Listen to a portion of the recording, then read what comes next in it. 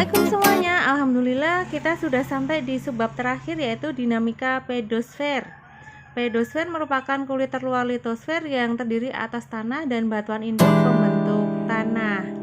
Proses pembentukan tanah diawali dari pelapukan batuan, baik pelapukan fisik maupun pelapukan kimia. Dari proses pelapukan ini, batuan akan menjadi lunak, berubah komposisinya.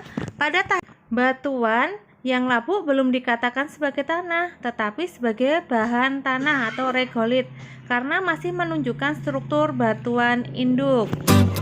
Faktor pembentuk tanah itu ada di situ ya, sudah ada di gambar. Yang pertama ada iklim, faktor pembentuknya ada suhu dan curah hujan.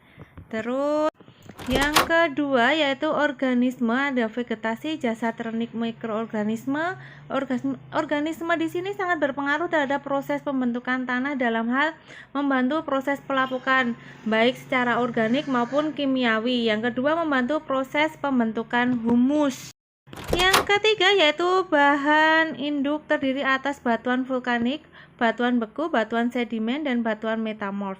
Batuan induk ini akan hancur menjadi bahan induk, kemudian mengalami pelapukan menjadi tanah. Yang keempat, topografi atau relief. Ya, ini dipengaruhi oleh tebal tipisnya lapisan tanah dan sistem drainase. Yang kelima yaitu waktu, lamanya waktu diperlukan untuk pembentukan tanah berbeda-beda. Untuk bahan induk vulkanik yang lepas-lepas seperti abu vulkanik memerlukan waktu 100 tahun untuk membentuk tanah muda dan 1000 sampai 10.000 tahun untuk membentuk tanah dewasa. Yang selanjutnya yaitu sifat-sifat tanah. Ada sifat fisik tanah, nanti ada tekstur tanah, struktur tanah, konsistensi tanah, lengas tanah, udara tanah, dan warna tanah. Yang kedua, sifat kimia tanah, yaitu penentu sifat kimia tanah antara lain kandungan bahan organik, unsur hara, dan pH tanah. Yang ketiga, sifat biologi tanah. Tanah sebagai tempat tumbuh tanaman dan tempat hidup organisme di dalamnya, yaitu menyediakan unsur-unsur yang dibutuhkan oleh tanaman dan organisme lainnya. Yang ketiga, profil tanah. Profil tanah adalah susunan atau lapisan tanah secara vertikal. Bisa dilihat di gambar ya.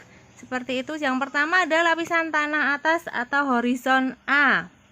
Yang kedua ada lapisan tanah atau horizon B. Terus yang ketiga, lapisan ketiga yaitu regolit. Lapisan yang paling bawah atau keempat yaitu batuan induk atau bedrock.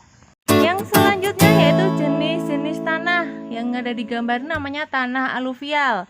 Tanah yang terbentuk dari material halus hasil pengendapan aliran sungai. Persebarannya di Indonesia itu ada di pantai timur Sumatera,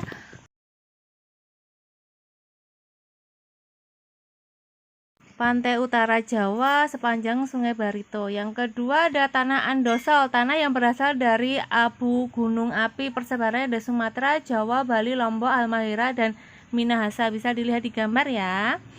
Yang selanjutnya ada tanah regosol, yaitu tanah berbutir kasar dan berasal dari material gunung api.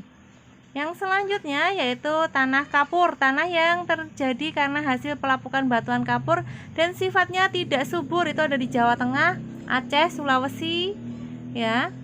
Yang selanjutnya ada tanah litosol, yaitu tanah yang terbentuk dari batuan keras yang belum mengalami pelapukan secara sempurna.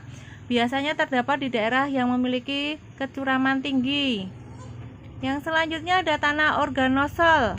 Nah, tanah yang terbentuk dari pelapukan benda organik seperti tumbuhan, gambut, dan rawa.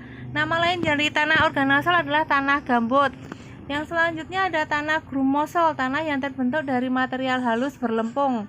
Terdapat di Jawa Tengah, Jawa Timur, Madura, Sulawesi Selatan, dan Nusa Tenggara. Selanjutnya tanah latosol, yaitu tanah yang banyak mengandung zat besi dan aluminium. Jenis tanah ini sering disebut dengan tanah merah. Banyak dijumpai di daerah pegunungan. Tanahnya berwarna merah sampai kuning, terdapat di Jawa Tengah, Jawa Timur, Bali, dan Lampung. Selanjutnya yaitu manfaat tanah sebagai tempat tumbuh dan berkembangnya perakaran, penyedia kebutuhan primer tanaman, perbedaan lahan potensial dan lahan kritis tanah ya ini ya. Perbedaannya yaitu kalau lahan potensial adalah lahan yang secara fisik kimiawi dan ekonomi cukup menguntungkan, tetapi belum dimanfaatkan secara optimal. Sedangkan lahan kritis adalah lahan yang sudah tidak berfungsi lagi sebagai penyedia, pengatur tata air dan unsur pertanian yang baik.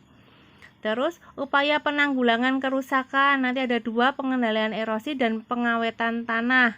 Nanti pengawetan tanah dibagi menjadi 2, yaitu metode vegetatif dan mekanik. Nah, yang metode vegetatif ada windbreak, yaitu penanaman dengan vegetasi secara permanen guna melindungi tanah dari terpaan air. Metode vegetatif yang selanjutnya ya strip cropping, yaitu penanaman berjalur tegak lurus terhadap aliran air dan arah angin, seperti di gambar ya. Terus ada contour strip cropping, yaitu penanaman berjalur sejajar dengan garis kontur guna mengurangi dan menahan kecepatan aliran air. Yang selanjutnya yaitu buffering, yaitu penutupan lahan yang memiliki kemiringan curam dengan tanaman keras untuk menghambat laju air.